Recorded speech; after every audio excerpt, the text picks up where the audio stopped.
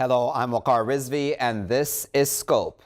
Egypt's parliament has passed a constitutional amendment extending term limits for presidents such as Abdel Fattah El-Sisi. Not only will it possibly extend his term limit to 2030, but will also possibly give him control over the judiciary as well as the military.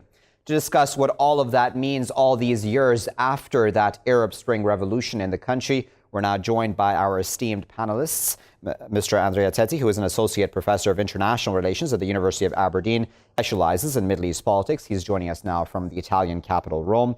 We're also joined by Mr. Milad Elharathi, who is a professor of international politics, visiting professor at Cambridge University as well as Moscow State University. He's joining us now from Benghazi in Libya.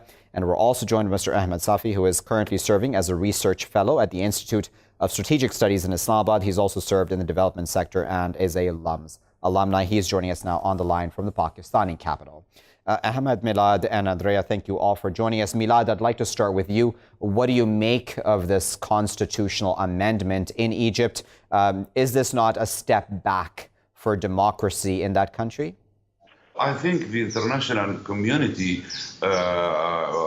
would agree with any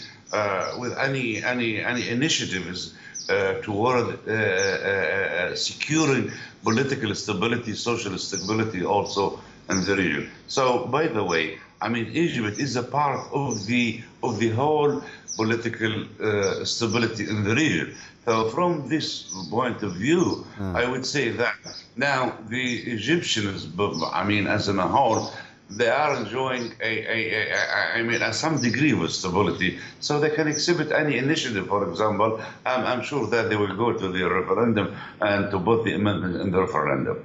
Yes. Ahmed, what do you make of that? Because that argument is certainly one that has been heard before too, hasn't it, Ahmed? Where a strong man essentially is needed to lead Middle Eastern / North African countries. Do the Egyptian people not have a right to democracy, or do you think stability should be preferred? The argument does have a weight, but let me put it another way. It's not the strong man needed for stability. It's the strong man needed to guide the vested interest of the global powers that demand a strong leadership in the region. It's not stability. If stability was the major cornerstone of the policy, then what's happening in Sudan, what's happening in Libya, and other places wouldn't have happened. The international community would have easily, bent down to the wishes of Assad when they saw a strong leader. But a strong leader against their interest, who's not protecting their agenda, is not a person required for the job. So I think more than stability and democracy, it's more about global power politics and the vested international interest in the region. Andrea, what do you make of that? I have to agree with your second speaker. I think that I think we need to be very careful about what kind of stability we are producing when we install or when we have so-called strongmen in charge. The kind of stability that doesn't produce change, democratic change or otherwise, economic, political, it might look good, and certainly European countries are very concerned about the possibility of migration, destabilization of a country as large as Egypt, and so on. But all it does is it doesn't solve the structural problems that the country has. So what you're doing is you're creating a condition in which, like a pressure cooker, so the structural problems that Egypt currently has are not being fixed. They weren't fixed before the revolution, they weren't fixed afterwards, and these constitutional changes won't fix them for sure. So, Milad, I'm wondering, you're sitting in Libya as well. Do you believe that what's happening in Egypt will have an effect on where you're sitting as well? Because I imagine, Milad, that countries like yours and others will look at what happens in Egypt as an example, because it seems that Egypt is essentially going back to the same model of government that Hosni Mubarak had. No, I don't think so. I mean, don't be afraid also. I mean, if the scenario in Egypt will be applied in Libya, this is far away from the fact, Now the military in Libya is fighting the terrorist groups and the militia.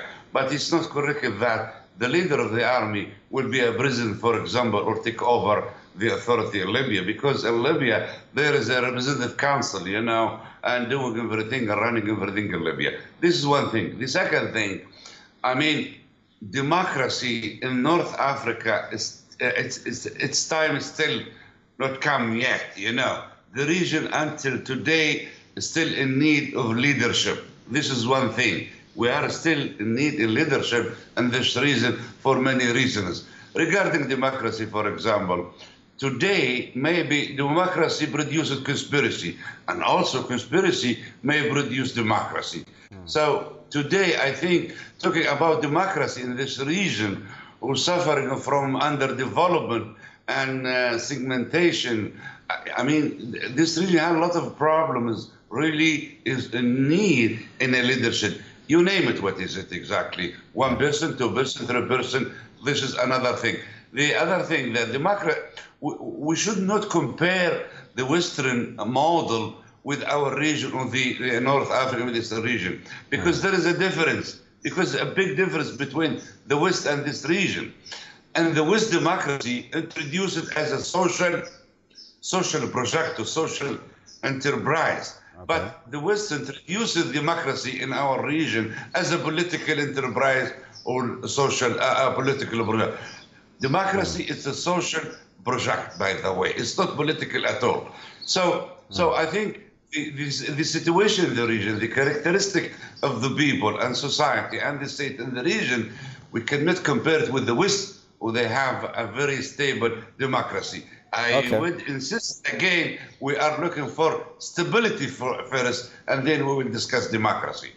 All right, Ahmed, what do you make of that? Because we would see what happened in Egypt as, I imagine, a precedent for the entire region, wouldn't we? Especially for North Africa, of course. Do you think that it's fair to say that the regions should not be seen in the same light as Western democracies, that exact model cannot be applied here? Well, that's true, but no one's that blind to blindly adopt and implement the Western model. It's basically the principle of democracy which enshrines everyone some fundamental rights, the rights to elect their own government, their own representative, and when you don't grant that right, giving it whatever name you would like, democracy or a presidential system, a parliamentary system, or whatever, does the justice to the very principle of democracy. One. Number two, I agree that that the people in North Africa are different from and might not be that adaptable. The situation there might not be that adaptable to the democratic norms, but one has to start from somewhere. By restricting powers, by making governmental system more centralized rather than more decentralized, giving power to the people is eventually going to hurt the socio-political structure of North Africa. We live in a globalized world today. People sitting in Africa are demanding their rights. This is what we saw in Arab Spring. So I think the governments in North Africa, the leaders in North Africa, the strong leaders need to delegate and decentralize their system, and this is the only way where they can give the power into the hands of their people and ensure stability. Otherwise, just as the other panels mentioned, it's like a cooker pressure situation where things are going to boil to a point where the people are going to come on streets and demand their rights. This is what we saw in Sudan. Mr. Bashir al-Umar was a strong leader. He had ruled for 30 years. He had his people in military in all places, Indeed. But he couldn't hold on, only because the people demanded a civilian rule. They demanded rights and they demanded voice. Right. So, Andrea, I'm wondering, what you make of this argument, because a lot of people, Andrea, I imagine, would look at this argument of that the people possibly in North Africa and even the Middle East are not ready for democracy as maybe we understand it in the West, they would look at that as an offensive statement, wouldn't it? Some people, I imagine. But then, Egypt went through democracy after Mubarak with the vote that brought in Mohamed Morsi, for example. And, he was a democratically elected president, but then overthrown in a coup. What do you make of that then, Andrea? That seemed more like external factors that made that occur, didn't it? Yes, absolutely. And in one way, actually the best thing that could have happened probably for Egypt and its prospects for democratic transition back in 2013 would have been for the army to just let Sisi be unpopular.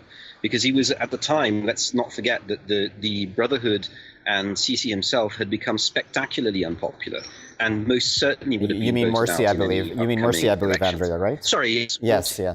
Yes. Yeah. Let me go to Milad for a moment. Milad, another factor to all of this, many people would say, Milad, when it comes to Egypt specifically, is the fact that Egypt is only one of two Arab countries that officially have relations with Israel. One being Jordan and the other being Egypt. Do you think that is a very large factor in why the U.S. specifically would want Egypt to remain very stable?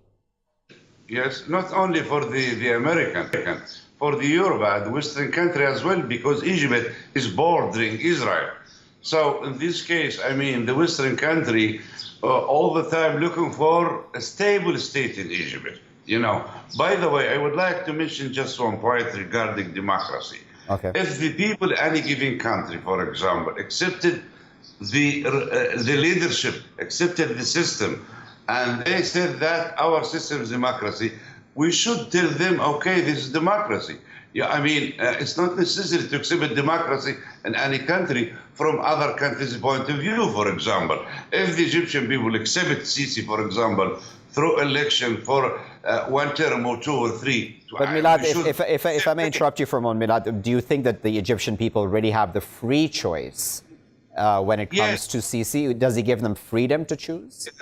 Yes, the Egyptian people are looking for stability and also for economic development, So I'm sure that, I'm sure that they will go to the amendment and to the referendum, and we will say their statement for the Sisi, because there are several factors in this. The Egyptian people are looking today for stability rather than democracy, because democracy, it's a vague term. Every country has its own notion of democracy. Every thinker has its own democracy, even through history. So democracy, it's a big idioms, So once people accepted the system, we should say this is their choice, which means their democracy. You understand? Okay, Ahmed, let me get Ahmed then. Ahmed, I wanted to get your thoughts on that. When it comes to, do you think the Egyptian people really have freedom of choice under a Sisi leadership in Egypt, A, and B, I wanted to then add on the Israel factor and all of this. What do you make of that? Firstly, I'd say, the people of Egypt are better judge that do they have a choice or not. We as outsider, I think, can give our own opinion, which is, I think, can be biased or can be affected by the media that we see. So I think let the freedom and the judge of it being let it be the people of Egypt. What I would like to point out here is that the amendments that we are expecting to be, after the referendum to take in place, the Article 190 removes the authority of the state council judges to revise legislation before it becomes a law, which gives gives unchecked powers to the parliament. Again, the military has unchecked powers to appoint judges. So this is not democracy. You may call it whatever system it may be, but you have to have some checks and balances even in a democratic system. So. So one thing. But then Ahmed, if I may come in for a moment, do you think that all of this is justified because the Egyptian people had a bad experience under Morsi? No, I think it's not justified. I think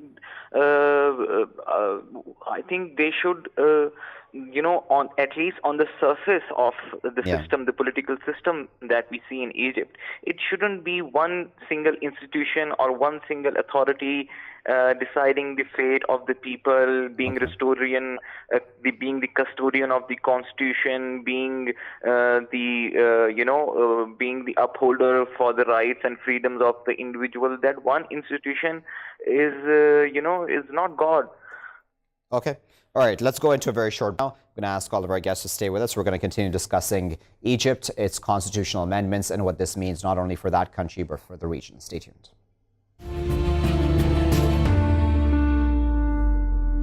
Viewers, thank you for staying with us here in Scope as we continue to discuss Egypt, that constitutional amendment, I should say, which will possibly give Sisi power till 2030, as well as other such powers as well. We're still joined by Andrea, Milad, and Ahmad, our panel of experts. Andrea, I'd like to start off with you in this portion. What do you make of the Israel factor in all of this, Andrea? I imagine, of course, for the United States, stability is important in Egypt above even possibly the rights of its people? Well, let's start from what evidence tells us. So we know from research that that for Egyptians, for the people, the question of Israel-Palestine is important, but it's not a national priority.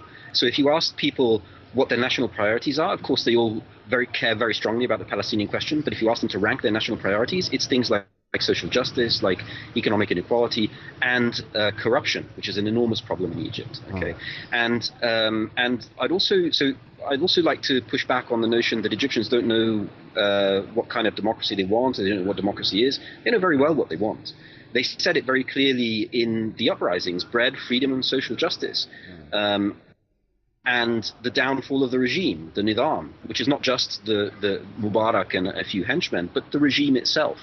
And as far as the aim of obtaining stability in this way, I'd caution against this very strongly. Let's not forget that in the summer of 2011, when the Egyptian military first tried a power grab, it faced the so-called million people marches in the streets calling Yaskut Yaskut Hukm al-Askar, down with the military regime.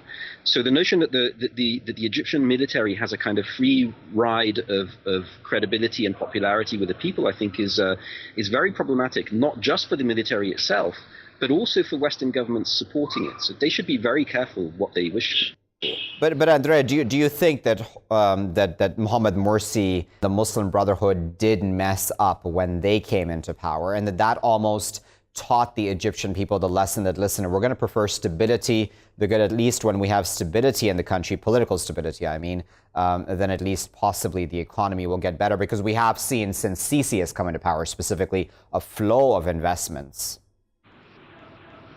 Well, I mean, we could debate about the nature and the quality of those investments, the economic effect that they've had, because they haven't improved, they haven't reduced inequality, they haven't improved the lives of ordinary people. But in relation to the lesson from the Morsi period, of course, I mean, I wouldn't want to defend Morsi's politics at all. There was a lot that was objectionable, and quite a few people felt very strongly at the time, that Morsi was the wrong person to lead Egypt, and with good reason. But the best thing for democracy, for the country, and for its stability would have been for the FJP, the Muslim Brotherhood's party, and for Morsi himself to have been voted out at the next elections. A military coup is not the answer. It wasn't then, and it isn't now. Okay, so Milad, I want to go back to you and ask, Milad, do you think that for example, in Egypt or even in other countries right now, if we talk about Sudan and Algeria as well, do you think that it's safe for the military to be in power in any form, or for the old regime to be in power in any form, such as in Algeria, for example? Or do you think that there should be a clean slate, that there should be new people at the top? Well, look, I mean, in the final analysis, the choice for the people, by the way, okay? But I cannot say that, I cannot now decide for the people of Algeria, for example, or Egypt, which one suitable for them. I mean, they decide what they should them. For example, if a general in the military, for example, has done something in his country, and the people require him to call him to come to go to the election, for example, I mean, it's normal. I mean, he just take out his jacket, and be, I mean, civil, and go to the election college, for electoral college. I mean, it's normal. I mean, why not? He's a citizen, for example, and he has the right. What I would like to say exactly, each country here in the region is completely different from the others. Algeria is special case, Libya is special case, Egypt as well. But I would like to say that if the people agree to choose this leadership, I think they have a right to do so. And I cannot say that this is not democracy. But Milad, if I may debate with you a bit on that point, with a man like Sisi or even under Mubarak, I mean, Mubarak also used to have elections when he was in power. So, I mean, even Mubarak would claim that he was elected by his people, but at the end of the day, the people revolted against him. So, democracy, there are defined lines for democracy. We can't, for example, say that Mubarak was a democratic leader. Can we, Milad? Yeah, but look, I mean, you should be reminded also in June 2015, about 35 million Egyptians went to the street to recall for change, and also recall for stability. What we can say in this situation? I mean, 35 million in June 2013. Is this not democracy, for example? This is the people's choice. Just one point I would like to say. I mean, any observer is not inside the region, cannot evaluate the situations, I mean, perfectly, I would say. You have to be inside. For example, regarding the authority and democracy in Egypt, and somebody say, I think last moment, that we should transfer power peacefully and so on, because there is no political party. No, this is not correct. In Algeria, there are about 71 political parties. In Egypt, there are about 65 political parties. I mean, this is their choice. I mean, to live, for example, with the political system. Okay, so let me bring in Ahmed. Ahmed, I wanted to get yours on that because, Ahmed, there is a fair argument to be made, isn't there, that when Morsi was still in power and those large protests did occur right before what we would call a coup took place, that there needed to be something that must have happened at that point in time because there were very large protests and they were growing in number. What do you think should have happened then? Do you think the military should have gotten involved or what should have happened? I think we should learn, or we should not learn, but I think we should see the case of Zimbabwe, where the alliance of the Southern Development. I don't know the exact abbreviation of the SADC of the South African Development Community, right, where the community as a whole of the nations had decided that no coup shall be tolerated or accepted. So when the Zimbabwean army intervened, they did not, officially make a coup. So I say that we cannot exclude the army as an institution from interfering in the politics. They shouldn't, but given the situation and the nature of every country, as said, every country is a special country, the army has a role. But the role should not be one of a dictator. The role should have checks and balances. The role should not be where the army gets to decide what is good for the people and what is not. It is the people. For instance, Article 200, which is going to be amended in Egypt, gives army the power to preserve the constitution, the democracy, maintain the basic pillars of the state, its civilian nature, and uphold the gains of the people and rights and the freedom. This is 100% power to the army. Army cannot be wrong given this amendment if it passes. So in such a system, I think the Egypt, my advice to the Egypt people would be that things do not happen overnight. What they should do is they should work towards a system, a constitution which holds people supreme. People have the right to change the constitution, not the army or any other executive body, and then work towards a constitution which grants rights to the people, which has checks and balances over every pillar, which gives army a role if the people wants within politics, but that role should be monitored, that role should be supervised, and that role should be checked and balanced. For instance, if army has a role in the politics, then the judiciary, at least the judiciary, should have the power to, to see if the decisions or the laws made by the parliament or by the army are in the true essence of the constitution, which is being agreed by the people. All right, Ahmed, we'll leave there as a final word for this segment, but we, of course, appreciate all of our guests, their time, their insight and analysis. That was Ahmad Saffee, currently serving as a research fellow at the Institute of Strategic Studies in Islamabad. We were also joined by Mr. Milad Elharathi, visiting professor at Cambridge University as well as Moscow State University. He was speaking to us from Benghazi in Libya. And we were also joined by Mr. Andrea Teti, who is an associate professor of international relations at the University of Aberdeen, specializing in Middle East politics. He had been speaking to us from Rome. And now, viewers, as all of our guests spoke about, there are a number of facets to what is happening in Egypt. That, of course, of stability, firstly. The experience under Mohamed Morsi was not necessarily a rosy one, but should the military have gotten involved? Should the military now have this much power going forward? Should Sisi have this much power going forward over the judiciary, over the military, over laws? And should he have a mandate possibly till 2030 that would go unchecked, seemingly, at least by the Egyptian people, who at least seemingly on the outside are taking this lying down, but we don't know, of course, the pressure cooker that may be building again at this time in Egypt. We'll keep a close eye on that situation there in that country in other episodes here in Scope, but I'll be back after a short break with our next segment. Stay tuned.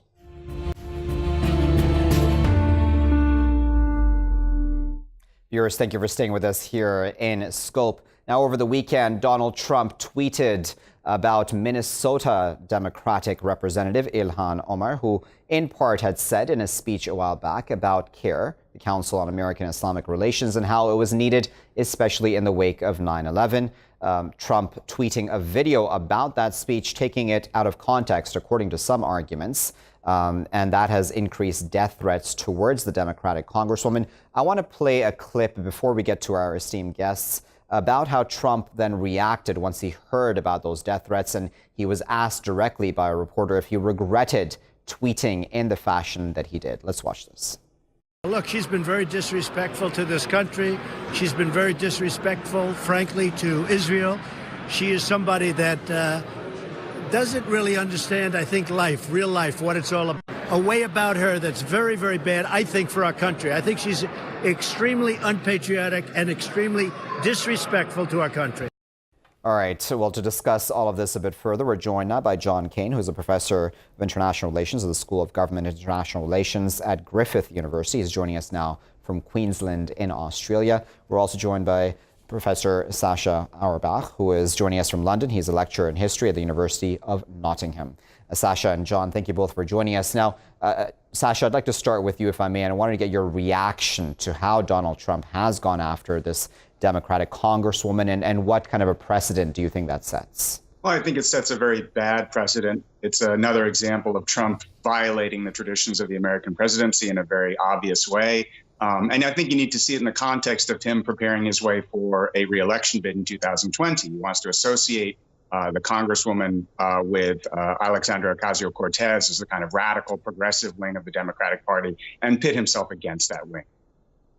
And John, do you think that this is election, and do you think this may come back to haunt him in some ways? I think it is electioneering. I absolutely agree with Sascha on this. He's looking forward to 2020, and he's falling back on his usual playbook, which is Islamophobia partly, but also divisiveness.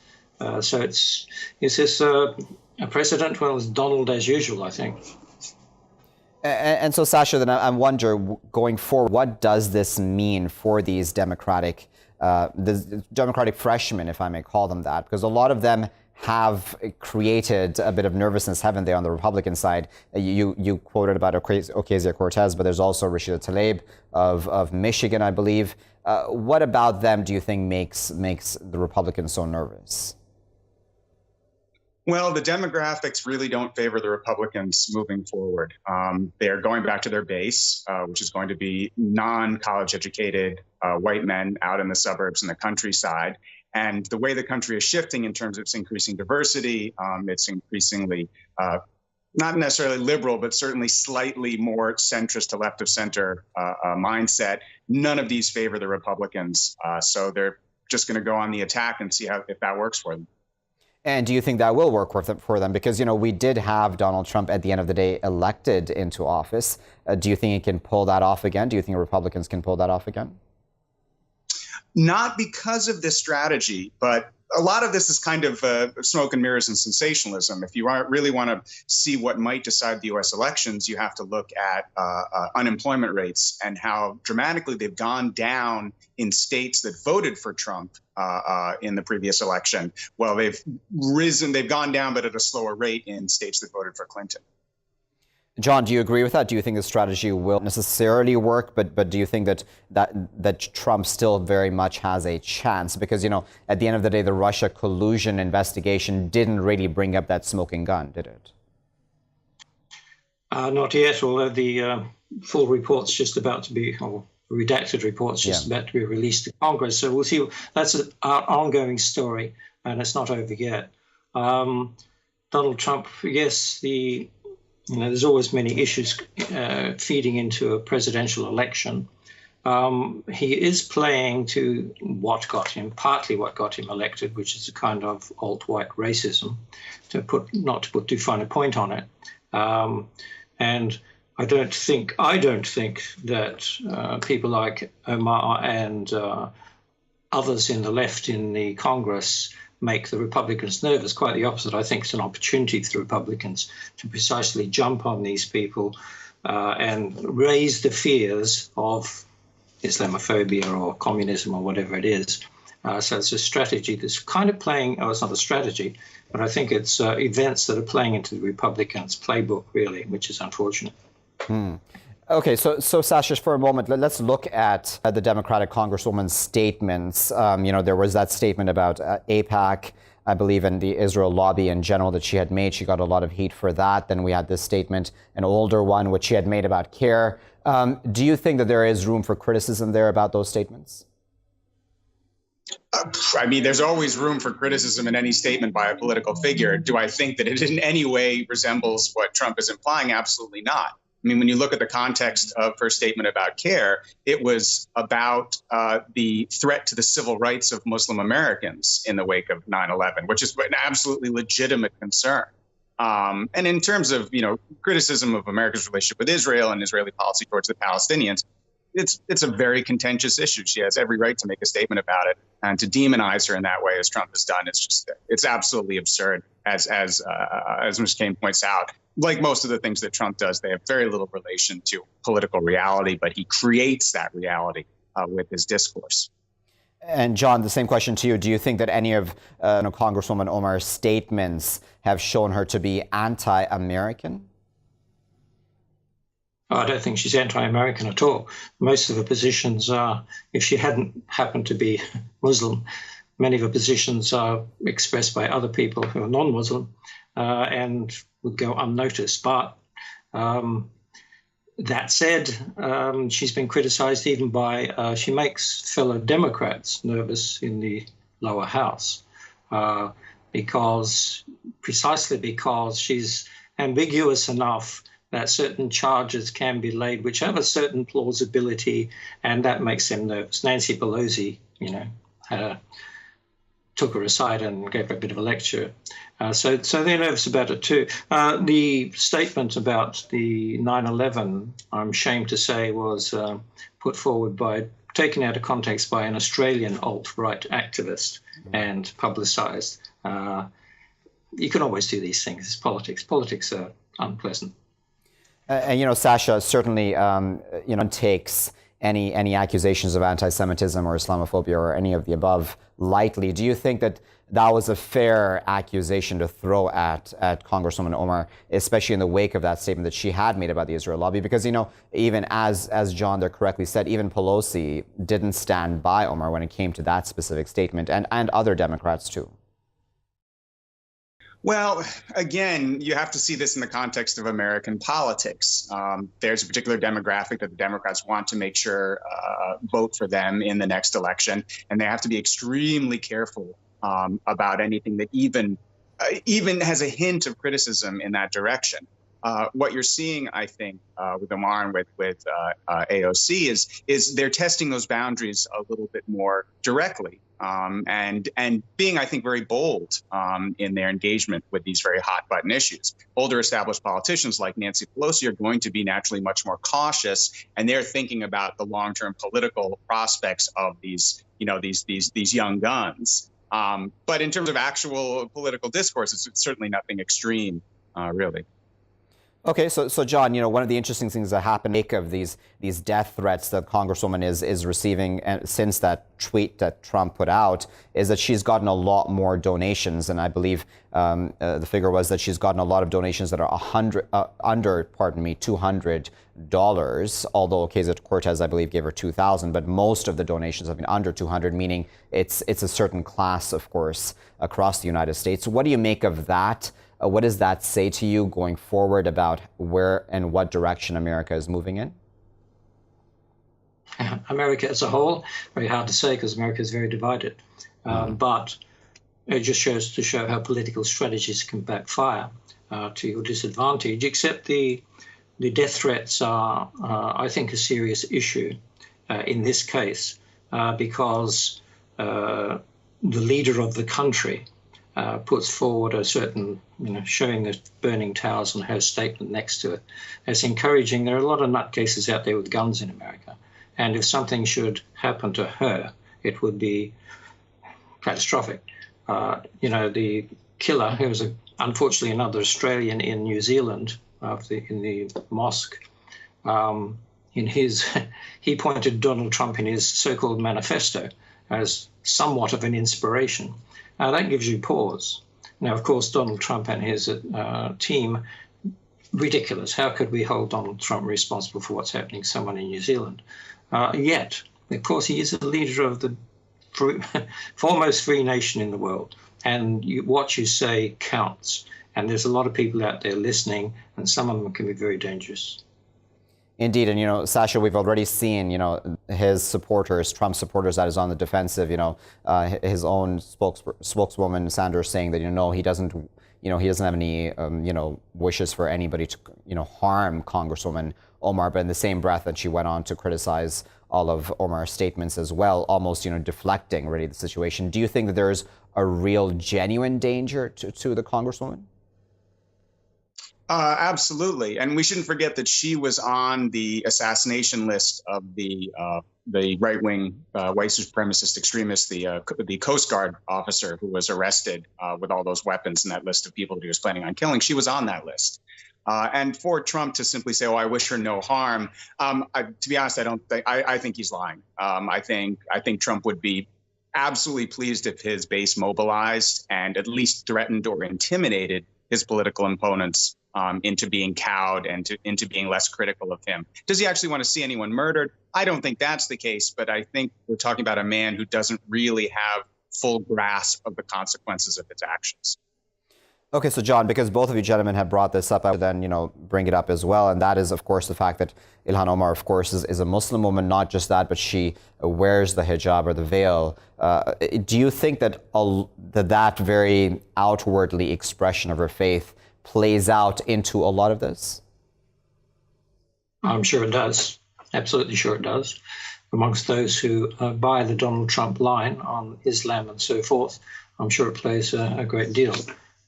You wouldn't be hearing, this wouldn't be going on if she were a normal, not the right word, but an average woman from Minnesota would not be playing out. On the other hand, you see, she comes from a very liberal congressional district in Minnesota.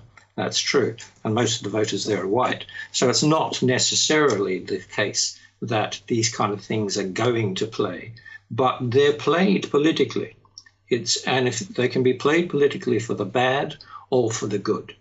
And Donald likes playing them, frankly, for the bad. And he's a liar. And that's an interesting point, Sascha, because, as correctly said, it was a lot of, if I may use the term, white people who voted probably, I should say, pardon me, for Ilhan Omar into office. That's an interesting dynamic then, isn't it? Where on the outside, we see this divisiveness from outside the U.S., that is, looking from the outside in, but then inside, it seems like it's a lot more accepting and tolerant. And this is one of the big questions about Trump's rise, is how much is it violating the normal patterns of American politics and how much is it adhering to the normal patterns of American politics? Omar's a great example of this. She comes from the most Democratic voting district in Minnesota and one of the most Democratic voting districts in the entire United States. What they call D plus 26 is the percentage. So once she was the chosen nominee of the party, I mean, she won 78% of the vote. I don't think those voters really cared that much that she was wearing the hijab. And what they cared about was she was the Democratic nominee and she espoused the party platform, and thus they voted for her. It's only when Trump comes along and identifies her as being somehow, in his mind, in part because of the hijab, un-American, and he knows that'll play with his base, that all of a sudden she goes from being a kind of standard Democratic nominee from this very progressive district to being the poster child for what his base opposes. Okay, so John, another thing that brought up is divisiveness within the U.S. And I wonder this polarization then, John, on both sides, if I may look at it that way, more seemingly on the right side, I would imagine. Do you think that's dangerous for the U.S. to the level it's gotten, where there is now violence, at least from right-wing extremists? We've seen Charlottesville, we've seen other examples just within U.S. borders, and then, of course, as you correctly pointed out, the New Zealand terrorist did, in his manifesto at least, imply that he got some inspiration from Trump and his statements. How dangerous is this sort of divisiveness? Sascha's a historian, I think, so he'll know that this is not the first time America has been divided, and that violence has occurred. I can remember the Oklahoma bombing which was a kind of right-wing bombing during President Clinton's tenure. So it's not absolutely the first time. It seems more subjectively more extreme. I think what makes it seem more extreme too is the fact that Congress no longer works, and the Republicans. There's always been a fringe, crazy fringe in American politics. It's that the kind of mad fringe has taken over a whole party. It's the Republican Party. And that makes Congress really unworkable. Congress has to be able to do deals across the aisle, otherwise it doesn't work. And that makes the divisiveness seem much, much sharper. But then that can go both ways, can't it, John? I mean, I imagine that if we're talking about bipartisan bickering, then I imagine the Democrats hold just as much responsibility for the divisiveness in the country, don't they? I don't think so. President Obama came to power promising to reach across the aisle. America was divided. He was going to heal it. That was his message, partly which he got elected on. He reached across the aisle, and Mitch McConnell slapped his wrist very firmly and said no to everything. So there was never going to be a deal. Obama spent a year getting Obamacare through without a single Republican vote. And he needed and wanted, and you need to get, if legislation is going to stick in America, you do need to get bipartisan buy-in. But it was a deliberate strategy on part of McConnell and Republicans just to say no to everything. He's going to be a one-term president, they said. Well, he wasn't. But he couldn't get much done either, precisely because of that deliberate divisiveness. Divisiveness was a tactic. It wasn't just a fact, a political fact. Sascha, do you agree with that? And do you think divisiveness is dangerous? Because, looking from the outside in, Sascha, I don't know. I mean, I see the Democrats holding some responsibility here as well, because, they've said that they are concerned about immigration, but they haven't really compromised much on, for example, the border wall. Not to say that would necessarily work, but do you think that Democrats should be taking a step forward as well and looking to compromise more overall? It's a very difficult question to answer, and I think John hit the nail on the head in that it really goes back to Newt Gingrich recreating the Republican Party as the party of opposition, the party of no, the party that will block governance. Do the Democrats bear some responsibility in that they're digging their heels in a bit ideologically and policy-wise? Absolutely. But you have to remember that the Republican Party has now been taken over by a fairly radical core that simply oppose the entire idea of government, full stop. So government not working actually is fine by them. And that's where I think you really have to put more of the blame on the Republicans, and that they'd be perfectly happy if a lot of the federal government and state government was in fact dismantled entirely. And the famous phrase from the Republican who really started all this was that I would like to shrink it down to the size that I could drown it in a bathtub. All right, we'll leave there as a final word, gentlemen, but we appreciate both of your times, your insight and analysis. Very interesting conversation. That was Sascha Auerbach speaking to us from London. He's a lecturer in history at the University of Nottingham. We were also joined by John Kane, professor of international relations at Griffith University. He was speaking to us from Queensland in Australia. And now, viewers, as Sascha and John both are mentioned, there are a number of ways to look at the situation with Donald Trump and the tweet and the way he's gone after Ilhan Omar, one of the two first Muslim congresswomen who have been voted in, her from Minnesota specifically, by, as John pointed out, a largely white crowd, in fact, by 78% of votes, as Sascha there pointed out. That's significant, but then at the same time, Trump using divisiveness, using Islamophobia, using a very right-wing fringe rhetoric to move forward his agenda, seemingly, as he looks to come back into office in 2020. We'll have to wait and see how all of this Islamophobia, how all of this divisiveness plays out from the one side and the other side. We'll have to see how these Muslim Americans and others continue to be accepted into positions of power across the United States. That's all, though, for this edition of Scope. I've been Waqar Rizvi. Thanks for watching.